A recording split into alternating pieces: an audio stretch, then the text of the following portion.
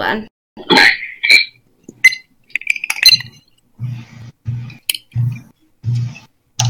And we are live. You can go.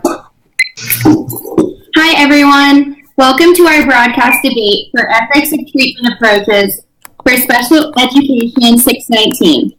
My name is Taylor Broadwater, and my group members are Casey Stanton. Hi. Candace Earls. Hey. Caroline Branch. Hi. And Randy Hoekstra. Hello. Although applied behavior analysis has a long history of developing evidence-based treatments that positively improve the maladaptive behaviors associated with individuals with autism, it continues to be considered unethical by some people with disabilities, advocates, and professionals. My group will discuss the pros and cons of these issues and develop a defensible argument to why ABA is or is not an ethical treatment approach. I'm now going to hand it over to Candace, who will begin as the pro stater, sharing her thoughts on how ABA is an ethical treatment approach. She will be followed by Caroline, who will present the rebuttal to the topic. Each member will be allotted 5 minutes to present their case. Thanks, Taylor. ABA is ethical. Behavioral analysts constantly ask themselves on a daily basis, what is fair? What is right? Am I qualified to administrate this treatment? Can I do any harm? Am I taking enough data? And I'm interpreting it correctly? Will my client be better off without this treatment? Core ethical principles and the BACB codes and guidelines guide us to make ethical decisions on a day-to-day basis to avoid the slippery slope of unethical treatments. I would like to now discuss the core principles and how they relate to how ABA is ethical.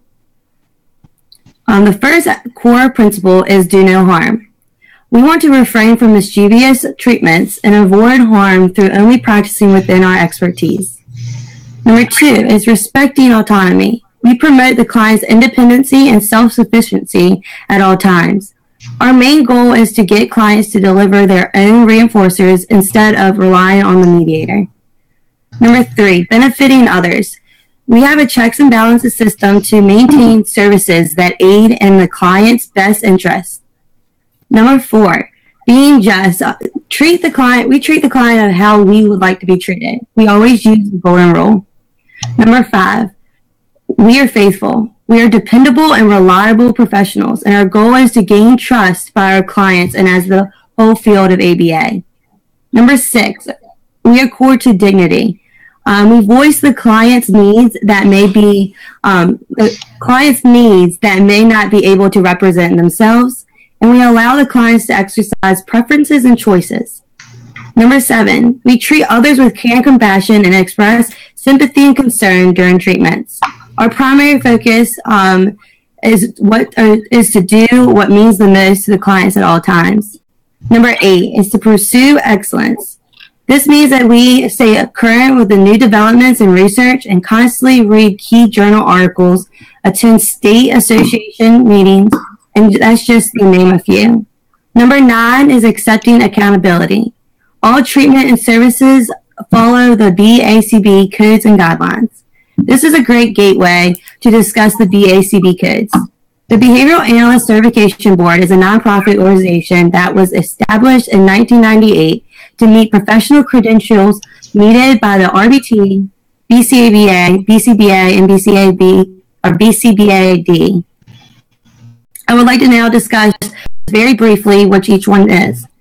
Number 1, we have a responsibility to maintain the highest standards of behaviors of the profession. Number 2, we have a responsibility to operate in the best interest of the clients. Number 3, assessing behaviors. Number 5, behavioral analysts must act as a supervisor, and they are responsible for all the facets of the treatment plan.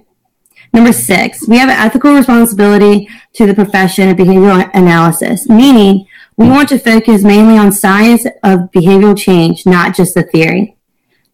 Number 7, we have an ethical responsibility to colleagues, meaning behavioral analysts must be aware of treating others with care and compassion in all situations.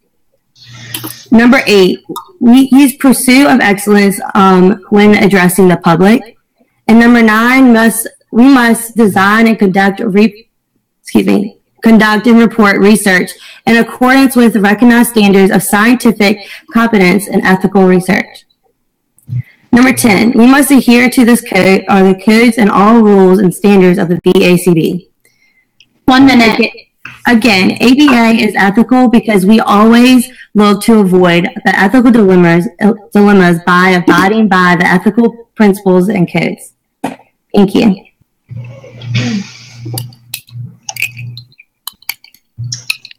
Thanks, Candace.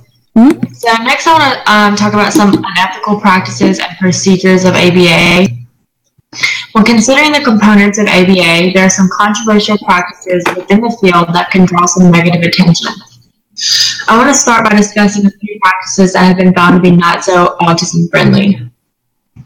One component of potentially damaging ABA practice that is an element of compliance. That is forcing a child to complete a certain behavior. Sometimes these behaviors are pretty simple, like touch head, touch arm, etc.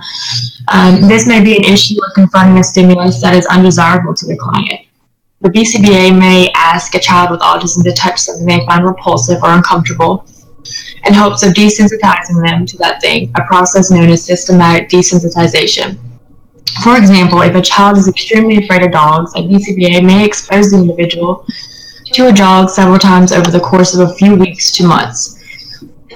Some reports from adults with autism point out that if that doesn't happen because sensory issues are a result of an individual's unique neurotype.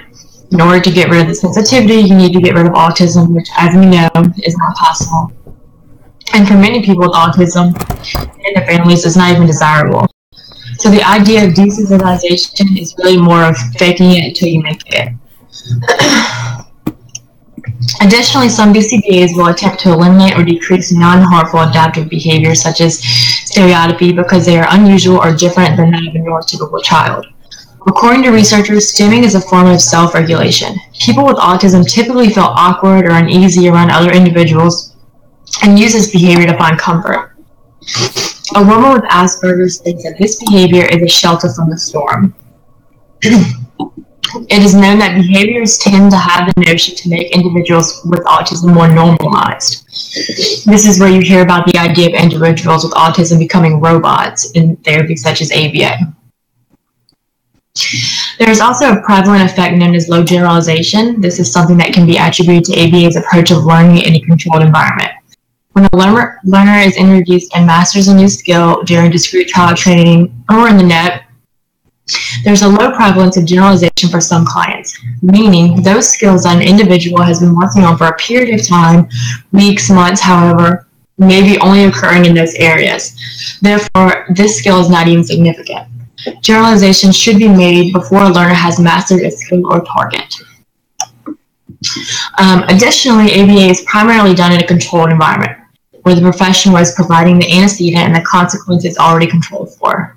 The therapy is not accounting for the times where the client is not in this environment. Therefore, an uncontrolled environment such as schools or in a home environment, these behaviors are not being carried over, which is basically the whole reason we put our children in these therapies.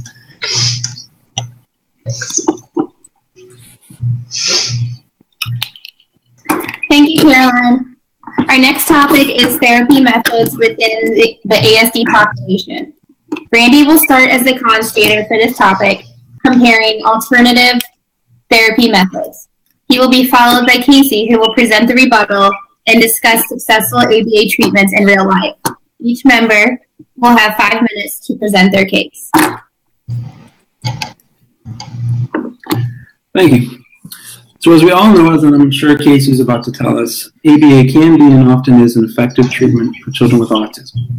Rather than try to refute this, what I would like to do is highlight the words of the Center for Medicare and Medicaid Services in a memo released in July 2014, in which they state, while much of the current national discussion focuses on one particular treatment modality called ABA, with other recognized and emerging treatment modalities for children with autism. These sentiments are echoed by Melody Musgrove in 2015, Director of the Department of Education Office for Special Education Services, and she stated, some individuals with Disability Act programs may be using ABA therapists exclusively without including or considering input from speech-language pathologists and other professionals who provide different types of specific therapy that may be beneficial for children with ASD. So I think this highlights the main ethical concern here. Not that ABA is ineffective, but rather if we rely on it for the de facto treatment for children with autism, we are doing a disservice by not providing an in-depth and unbiased approach to deciding what is available and what could be effective to those that we serve. So what is available and what has been shown to be effective? Well, the National Autism Center in 2005 released phase 1 of the National Standards Project, and then phase 2 in 2015. This was a multi-year data-intensive meta-analysis wherein they studied over 400 articles relating to treatment for children with autism spectrum disorder. From this, they established 14 interventions that they deemed confident and effective in treating autism, and 18 emerging treatments. Emerging treatment, there are some studies that have shown it to be effective, however, the breadth and depth of the data pool is lacking for it to be called established. So of the 14 established interventions, to name a few, of course, autism, or ABA services, or as they call it, comprehensive behavior therapy for young adults, is on the list. Beyond that, it also featured behavioral interventions, which are more antecedent and consequent driven, cognitive behavior interventions, peer training, parent training, pivotal response training, language training, and social skills, just to name a few. So to say there is a breadth of options available for treating autism, just to give a brief overview of some that I'll go into greater detail later. The largest data pool of studies that the National Standards Project looked into was behavioral interventions. Phase 2 had over 155 articles relating to behavioral interventions, again, typically antecedent and consequent based. They boast in the data higher cognitive functions, higher motor skills, higher academic readiness, communication skills, learning readiness, higher play skills, and self-regulation, while at the same time decreasing problem behaviors as well as rigid, repetitive behaviors. Cognitive behavior therapy is another staple of interventions. This is also sometimes viewed as a more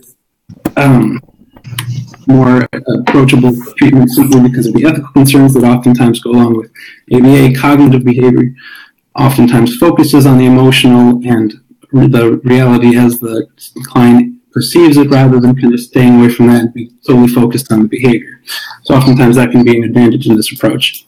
Additionally, the data found it to be effective in reducing anxiety and depressive features in those with ASD, as well as increasing cognitive functions, emotional regulation, social awareness, communication skills, and social motivation.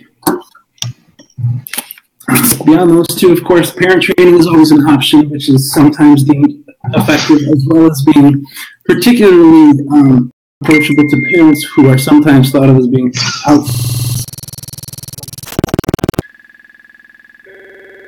play skills while decreasing general symptoms, problem behavior, and repetitive rigid behavior.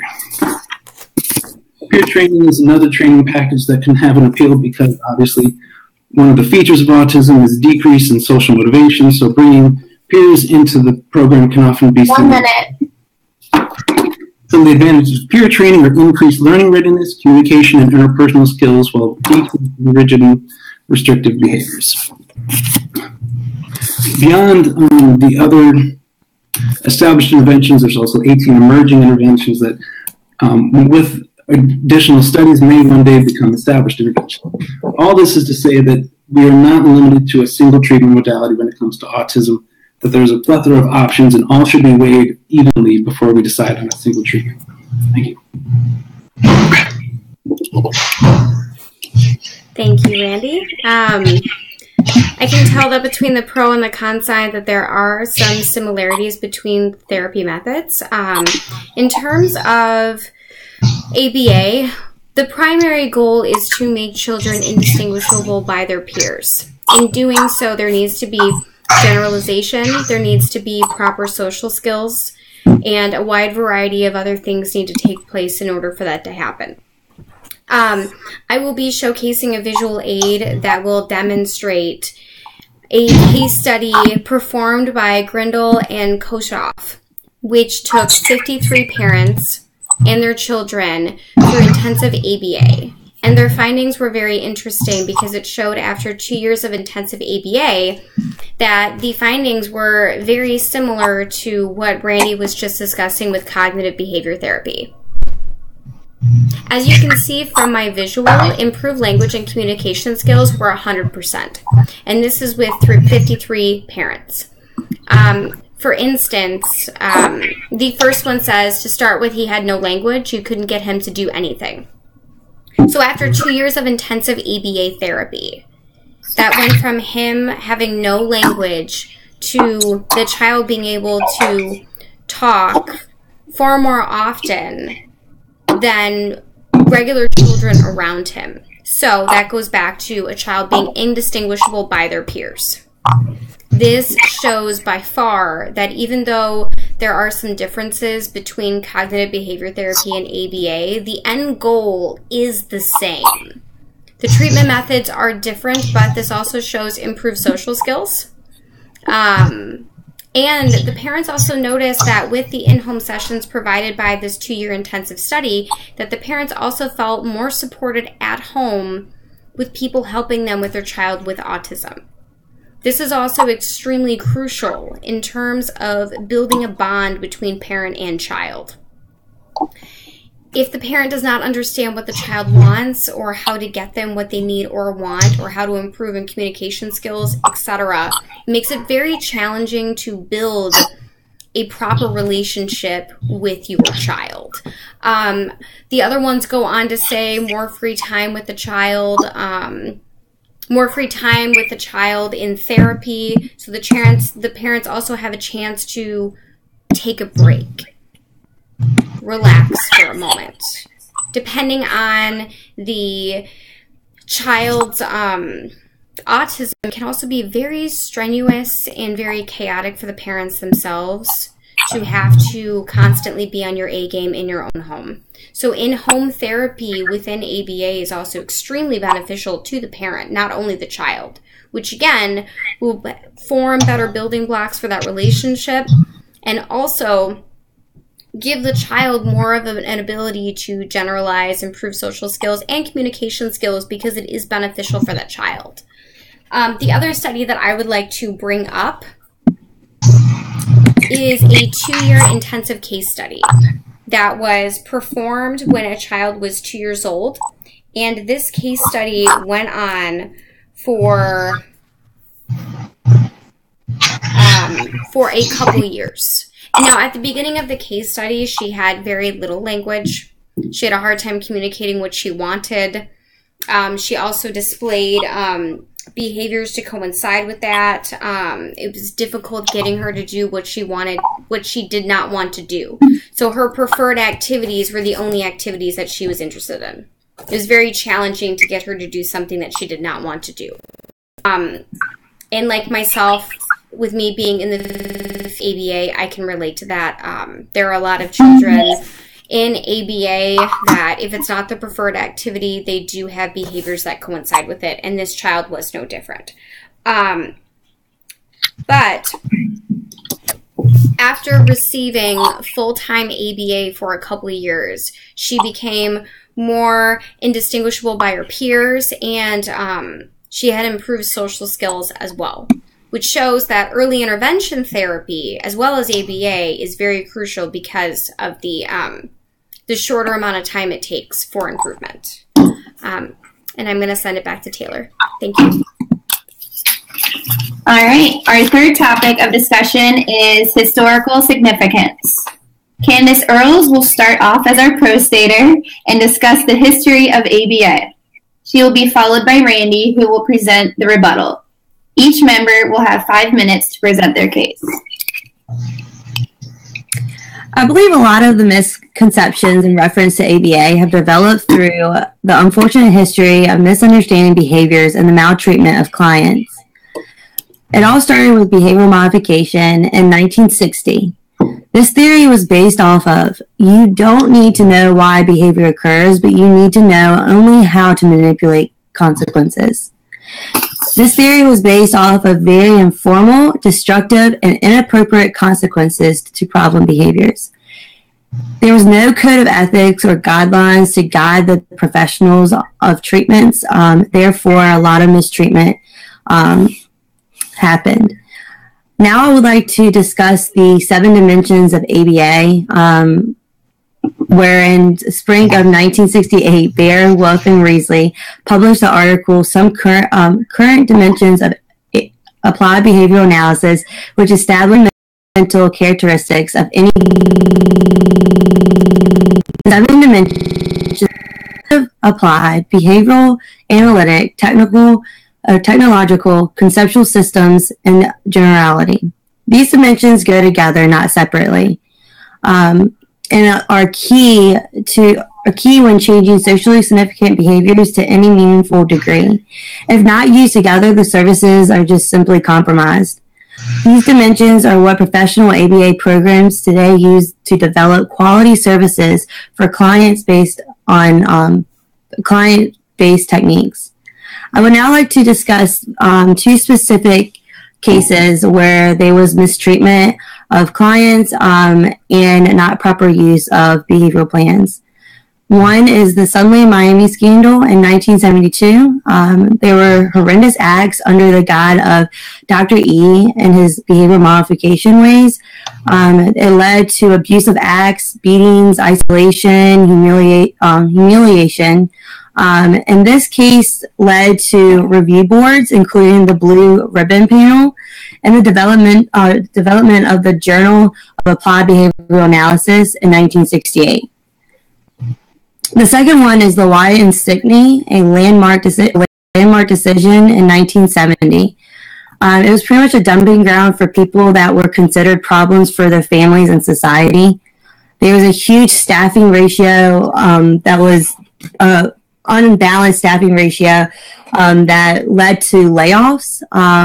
There were a lot of staff, or there was less staff taking care of all the clients that were in the hospital at the time. And this case led to the right of treatment, which is illegal. All clients have the legal right to treatment, and the mental health bar, which is severely limits involuntary commitment of people with mental illness in institutions. This highlighted the importance of using the least restrictive treatments. Now, ABA has more than 50 years of experience. ABA therapy was first developed in the 1970s by psychologists Ivor Lobbs and Robert Krugel in UCLA. The original approach was called discrete trial training, which we still use today. ABA is now endorsed by state and federal agencies, which is a huge deal because it requires strict education needed for ABA professionals. For instance, in 2015, there was 15,160 with bachelor's degrees, 13,495 with master's degrees, and 1,870 with their doctorate degrees. ABA, it relies on evidence and science, which means that behavioral analysts use research-based methodology proven to bring positive, meaningful change in individuals diagnosed with autism and other intellectual disabilities. Thanks.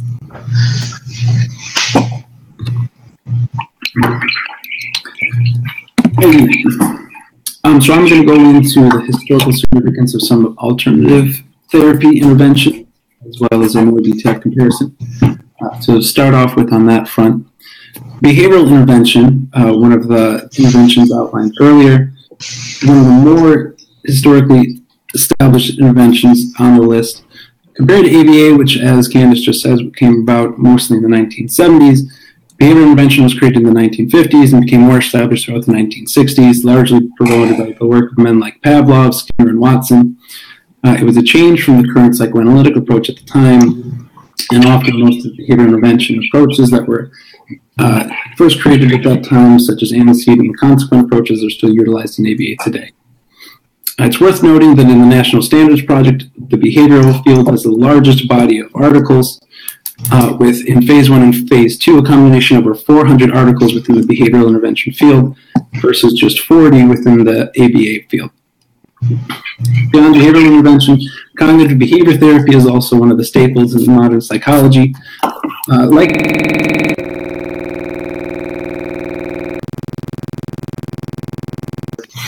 a change from the current psychoanalytic approach is the psychoanalytic approach, thought to investigate the subconscious thought, whereas cognitive behavior therapy thought to identify the participant's experience of reality and things like emotion and thought patterns. Again, it's a staple of psychology today, and the School of Cognitive Behavior Therapy currently boasts there are over 1,000 articles demonstrating its effectiveness in publication today. It's worth noting that cognitive behavior therapy in application to the ASD population is relatively recent. In phase 1 of the National Standards Project, it was an emerging treatment intervention, and it wasn't until the 2015 phase 2 release that it was deemed from emerging to established. However, it's also worth noting that there are new technologies and new options emerging today that are closing the gaps that previously held the ASD population from experiencing a lot of the more mainstream interventions such as cognitive behavior therapy. For example, in 2017, Kosteku, Vandenberg, and David published an article examining the effectiveness of robotic-enhanced cognitive behavior therapy and found that it was quite effective at decreasing overall symptoms and stimulation. It's also worth noting that in the National Standards Project, out of the 18 emerging interventions, 2 are technology-based, one of those being augmentative and alternative communication devices, and another being simply technology intervention. All this is to say that in light of even historical significance as well as the current times that we live in, there is a plethora of treatment modalities available to treat ASD. Thank you.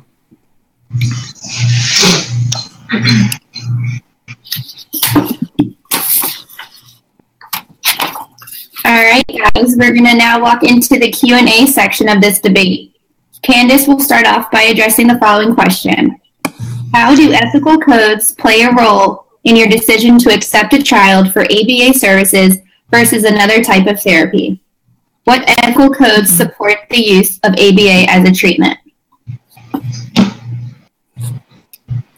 Ethical codes play a huge role when determining if the behavioral analyst's experience and expertise aligns with the needs of the clients. There might be another underlying cause for problem behaviors. Other medical issues may be playing a key role in lowering the success rates of our services. Medical consultation of other services may be necessary. Behavioral analysts see that another profession will suit the client better at that current time. For examples, instances like feeding clinic difficulties and psychological deficits may interfere with the continuation of ABA treatment. Code 2.0 accepting clients and 3.02 medical consultation state that it is a behavioral analyst's responsibility to in areas that they are not comfortable with or refer clients to another type of therapy if it is too far out of the expertise range of address Casey because she has a personal example during her field work. Hello. There is an example that I can think of offhand in terms of how situations can arise and how they are fairly prevalent in the environment that a lot of us work in within ABA. We had a child that was with us that came in during the summer. The insurance company said that she was autistic, that she did have insurance backing her claim to receive part-time hours. Within 3 months into her treatment, the clinician started to notice that a lot of her escape wasn't so much tied into autism as it was either stress, anxiety, or related directly to her home life. Aside from the escape behaviors that she did exhibit, such as rocking back and forth or sucking her thumb, she scored high marks on everything else. As soon as it was determined that she did not have autism and that she was wrongfully diagnosed, they tapered off her treatment, and within 2 weeks, she was. So this does show that even skilled professionals in the insurance realm can make mistakes like this, but it is up to the clinician to make sure that these results do hold water. Thank you. In addition, just on the con side, it is known that in some cases, parents admitted that clinicians gave their child an autism diagnosis simply because that label would make services more readily available to them. Is there an ethical guideline that presents a situation like this? Whose responsibility is it? Is it the BCBA's? I think it should be the duty of the BCBA to realize this child does not have this diagnosis and maybe send them back for diagnosis to prevent insurance fraud. All right, guys, we're going to move to the second question. How would you help a family understand if ABA, 40 hours a week, was the best therapy choice for a child diagnosed with autism? I'm going to start off this question. According to the article, the relationship between early learning autism, receiving intensive and home-based ABA, they do definitely recommend the more hours that a child is approved for, the better. If a child is approved for 40 hours, it is extremely ideal that they receive those 40 hours.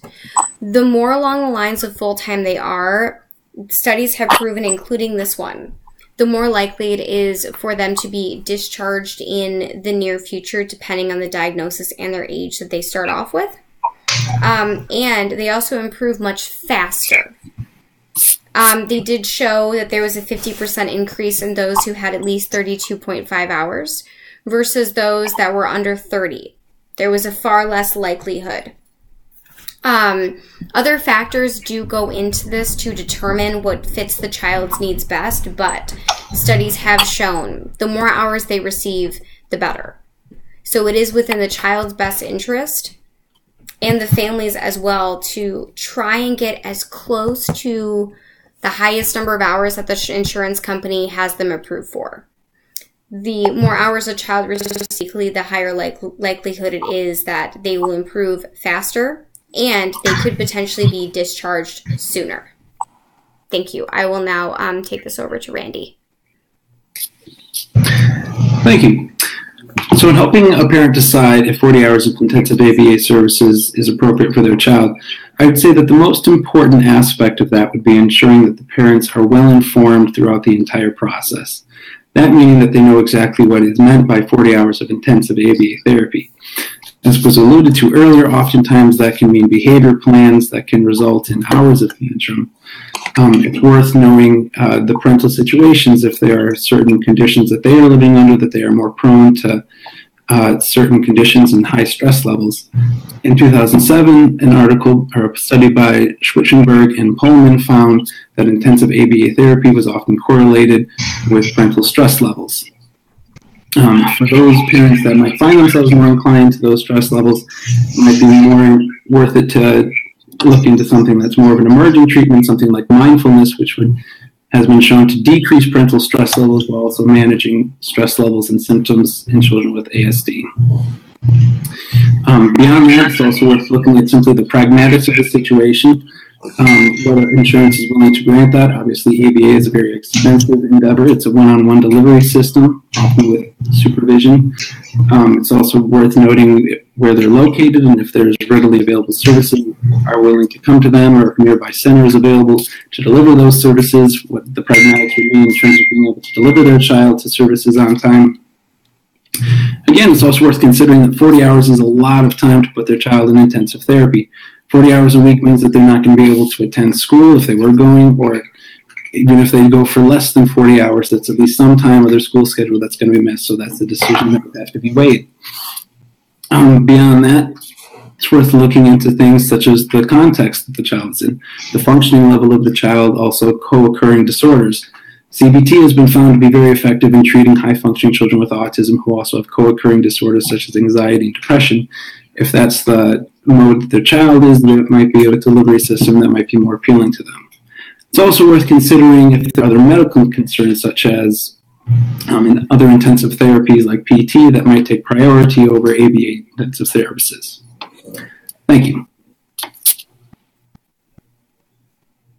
All right, guys, and for our last question, You guys kind of touched upon this in the second question, but are there kiddos that do not need the full 40 hours of ABA a week? How does one make that determination? Is it the BB map, parental needs, school schedule? What are your thoughts? In terms of how we determine if a child does receive 40 hours a week, if it is best for them, Randy did touch on this when he was discussing the school schedule, what works best for the parents, what works best for the child. All this plays into effect. Even though 40 hours is highly recommended, and if an insurance company says your child has been awarded 40 hours, if that does not work for the parents, if that's going to affect their school schedule, if it's going to affect other activities that they have going on, then that doesn't necessarily mean that they have to adhere to those 40 hours. In my clinic, we have kids that have been approved for well over 30, but they are in school full-time, so they can only come to our center in the evenings, which drastically cuts down hours, but as I'm sure most ABA clinics are, they don't expect a child to drop out of school, because that's ridiculous. You know, no parent is going to go for that. At least I hope not. I'm not trying to make assumptions here, but at the end of the day, talking about their well-being as a child, as an adolescent, as a future adult, which means that we need to adhere the best outcome for that child. So to answer Taylor's question, it boils down to a few things. It boils down to the VB map, what exactly the clinician sees are the strengths and are the pitfalls of that child in particular. It also boils down to, are they in school? What's the parent's work schedule like? Can it only be in home? Can it only be in center? What's the transportation schedule? What is also the schedule of the employees that are going to be on that child's caseload? Are they going to be on a wait list? There's so many different factors that play into the child getting awarded a certain amount of hours, and also that is doable and how it can actually happen. Because in our world, there is a big difference between the two. Even though you're given amount of hours, that doesn't mean that those are the hours that you're going to receive every week. It could vary drastically. You could go in the summer because the child's not in school, but during the school year, you fall behind dramatically. It's completely circumstantial, and I think that it varies greatly depending on each child and their family's situation. Thank you.